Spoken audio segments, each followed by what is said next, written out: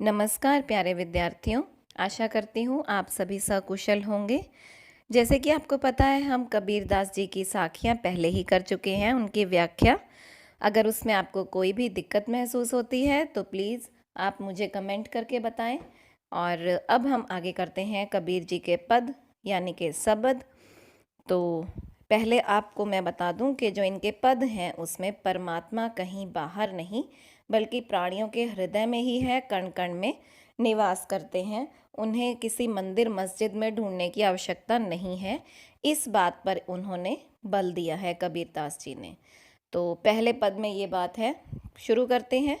मोको कहाँ ढूंढे बंदे, मैं तो तेरे पास में। हे बंदे यानी कि हे व्यक्ति, मुझे तुम कहाँ ढूंढने जाते हो। मोह को कहाँ ढूंढे बंदे, मुझे तुम कहाँ ढूंढने जाते हो, मैं तो तुम्हारे पास में ही हूँ। ना मैं देवल ना मैं मस्जिद ना काबे कैलाश में। ना तो मैं किसी मंदिर में हूँ, ना ही मैं किसी मस्जिद में रहता हूँ, ना मुसलमानों के किसी पवित्र स्थान काबा आदि में निवास करता हूँ, और ना ही हिंदुओं के किसी कैलाश पर्वत पर मेरा निवास है। ना तो कोने क्रिया कर्म में, ना तो मैं किसी पंडितों द्वारा किए गए या सांसारिक जो क्रिया कर्म होते हैं उनमें मेरा वास है। यानी कि आपको कोई कहे कि ये कर्म कांड कर लो और ईश्वर की प्राप्ति हो जाएगी, तो ऐसी बात नहीं है, ये गलत है। मैं कहीं भी इन चीज़ों में नहीं हूँ।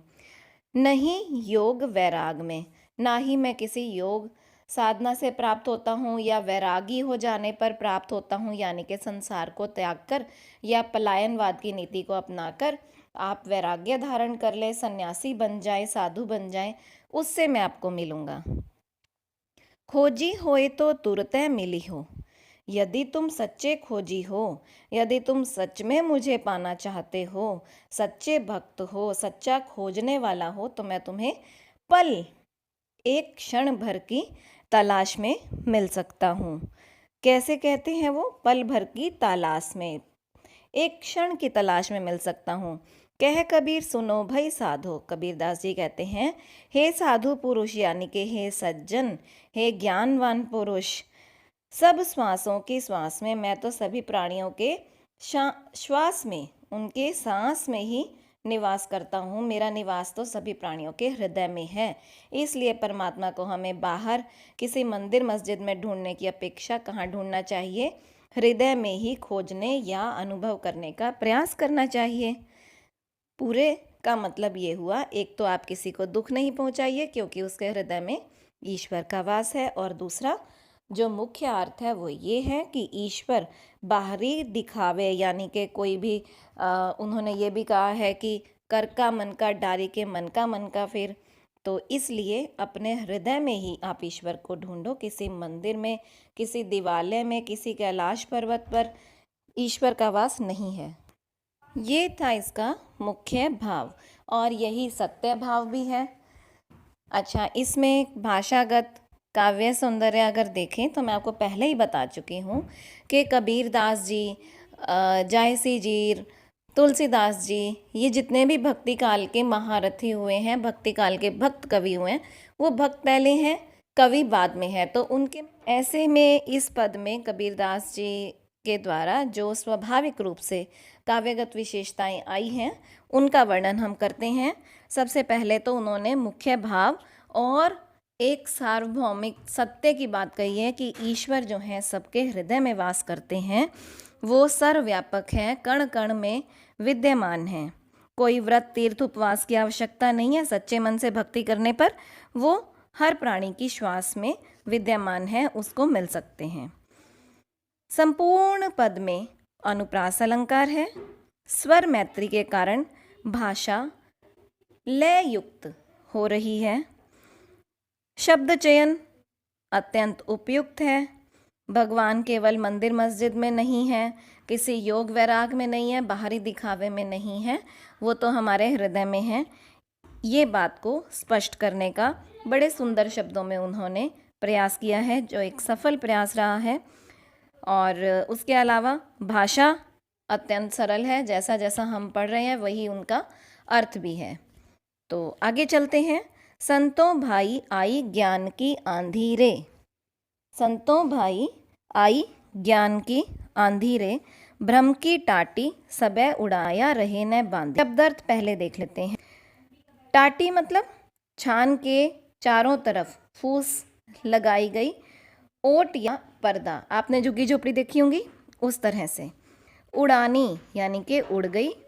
द्वै, द्वै मतलब दो, दो विचार। हमारे मन में 90% दो विचार होते हैं, ये करूं या नहीं करूं, ये खरीदूं या नहीं खरीदूं, ऐसा करूं या नहीं करूं, ये करूं या वो करूं, ये सब दो विचार हैं। ऐसा होता ही है। वैसे तो बहुत सारे भाव और विचार आते हैं, लेकिन दो मुख्य रूप से होते हैं। बलिंडा, बंडेर यानी कि बीच की वल्ली जिस पर छान टिकी रहती है। टूटा मतलब टूट गया। तृष्णा मतलब इच्छाएं, कामनाएं। कुबुद्धि, बुरी बुद्धि। सुबुद्धि, अच्छी बुद्धि, जो हमें सत्मार्ग पर लगाती है। भांडा फूटा, भांडा मतलब बर्तन। भांडा फूटा ये एक तरह से मुहावरा है जिसका अर्थ है भेद खुलना। जोग यानी कि योग। जुगति यानी कि युक्ति। निर्चु मतलब थोड़ा भी। कूड़ कपट मतलब कूड़ा या कपट, कपट का कूड़ा, जो हम हृदय में कूड़ा या कर्कट नहीं होना चाहिए। काया मतलब शरीर। निकस्या मतलब निकल गया। थूनी, दो खंबे, स्तंभ। जल बूठा, जल बरसने लगा। भान, भानु से बना है। सूर्य, खीना, नष्ट हो गया। तो पहले में क्या है? संतों भाई आई ज्ञान की आंधी रे, भ्रम की टाटी सबे उड़ानी, माया रहे न बांधी। कबीरदास जी कहते हैं, हे संतों, ज्ञान की आंधी आ गई है, यानी कि ज्ञान रूपी आंधी आ गई है। रूपक अलंकार है पूरे पद में, अनुप्रास तो है ही। ज्ञान की आंधी से भ्रम रूपी जो छप्पर है उससे बनी हुई छत जो है वो नष्ट हो गई है, यानी कि जो ऊपर का छप्पर बना हुआ था वो भ्रम की, हमारे विषय वासनाओं की बनी हुई थी, वो टूट गई है। अब क्योंकि ऊपर की छत नहीं रही तो माया रही न बांधी। जो भ्रम से अब माया भी इस भ्रम को बांध नहीं सकती, क्योंकि वो तो ज्ञान की आंधी से उड़ गई है। हिति चित्त की द्वै थूनी गिरानी, मोह बलिंडा टूटा। क्या कहते हैं कि ज्ञान प्राप्त हो जाने पर जो भक्त है उसके मन के सभी भ्रम नष्ट हो गए। ज्ञान की आंधी से द्वैत होने, दुविधा की जो स्थिति थी वो सब खत्म हो गई है, नष्ट हो गई है। मोह रूपी बलिंडा यानी कि वल्ली भी टूटकर गिर गई है। मोह भी खत्म हो गया, भ्रम भी खत्म हो गया, दुविधा भी खत्म हो गई। ज्ञान की स्थिति उत्पन्न होने पर मोह और दुविधा नष्ट हो गई है। तृष्णा छानी परी घर ऊपरी, कुबुद्धि का भांडा फूटा। कुबुद्धि मतलब बुरी बुद्धि का भांडा फूट गया, यानी कि हमें भेद खुल गया। भेद खुलना मतलब हमें ज्ञान प्राप्त हो गया। और ऐसा हुआ कब? जब हमें ज्ञान प्राप्त हुआ। तृष्णा छानी परी घर ऊपरी, इसमें कबीरदास जी कहते हैं कि ज्ञान प्राप्त होने पर जो हमारी कुबुद्धि है, अविवेक है, वो तो नष्ट हो गया, और मानव मन में रहने वाली इच्छाएं, तृष्णाएं, वो भी नष्ट हो गई। लेकिन संतों ने योग की युक्ति के द्वारा ऐसी झोपड़ी बांधी जिसमें से पानी नहीं टपक सकता, यानी कि मानव संसारिक कामनाओं की ओर नहीं भटक सकता। योग युक्ति करी संतों बांधी। योग की युक्ति से संतों ने क्या बांधी? एक ऐसी झोपड़ी बांधी जिससे क्या हुआ है? पानी नहीं टपक सकता, यानी कि मानव मन में संसारिक कामनाएं नहीं आ जाएंगी। कूड़ कपट काया का निकस्या, मतलब शरीर, मन के अंदर से कपट, वैर भाव, छल कपट सब शरीर से निकल गया। हरि की गति जब जानी, जब हरि की गति जान ली, यानी कि हरि से हमारा मिलन हो गया, उनका ज्ञान प्राप्त हो गया, तब क्या होता है? ज्ञान की आंधी में पहले ज्ञान की जो आंधी है उसके बाद जो वर्षा हुई उसमें साधक पूरी तरह से भीग गया, अर्थात उसे ज्ञान प्राप्त हो गया। फिर क्या होता है? वो प्रभु की भक्ति में लीन हो गया। उसी के बाद क्या होता है? साधक को जो है आनंद की अनुभूति होती है। क्लियर हुई ये बात? वो कहता है, आंधी पीछे जो जल बूठा, आंधी के बाद जो जल बरसा, प्रेम हरिजन भीनो, उस जल के कारण जो प्रेम और जो ज्ञान प्राप्त हुआ उससे हरिजन, हरि का जो व्यक्ति है यानी कि हरि का जो प्रेमी है, भक्त है, वो भीग गया।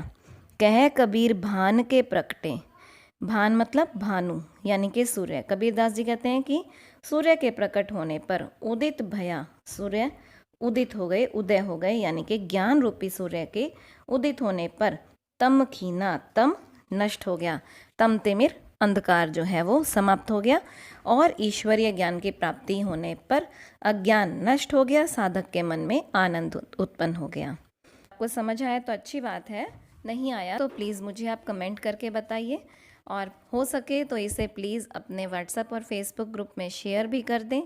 तो आपका जब एक शेयर का मैसेज आता है कि इस नंबर ने शेयर किया या इसने शेयर किया, तो बहुत बहुत बहुत खुशी होती है, थोड़ा उत्साह बढ़ता है। अच्छा, इसमें क्या कहते हैं, ज्ञान और आंधी का रूपक बांधा है कवि ने, यानी कि कबीरदास जी ने, और ये बताया कि जब व्यक्ति को ईश्वरीय ज्ञान प्राप्त हो जाता है तो उसको माया अपने बंधन में या भ्रम में नहीं जकड़ पाती, और उसके संसारिक बंधन अपने आप नष्ट हो जाते हैं। जब संसारिक बंधन नष्ट हो जाते हैं और वो प्रभु की भक्ति में लीन हो जाता है, उनके द्वारा प्रेम की वर्षा में भीग जाता है, तो उसे परम आनंद की प्राप्ति होती है। और कवि ने आंधी के रूपक के माध्यम से ज्ञान के महत्व को प्रकाश में लाया है। भाषा सरल सहज है, शब्द चयन अत्यंत उपयुक्त है। ज्ञान की आंधी आने पर मानव मन में भ्रम की टाटी टूट जाती है, दुविधाएं नष्ट हो जाती हैं। आज के लिए इतना ही, धन्यवाद।